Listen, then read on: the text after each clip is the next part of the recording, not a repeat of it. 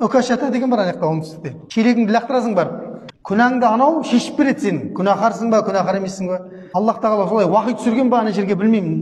Күнәңді шелекпен, қашаннан бері күнә шелекпен өлшенетін болды қауғанмен. Ол коммерциялық ұйымдар олар.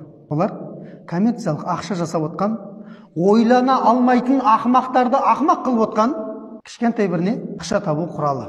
Ақыл, Алла ақыл берді ғой, сау адам күнәсі қауғамен өлшенеді деген қақтан Абай да айтқан жоқ қой ол нәрсені. Құранды, пайғамбар хадисін қойып қойық, Абай шәкәрімдердің сөзін қарайық машығыз.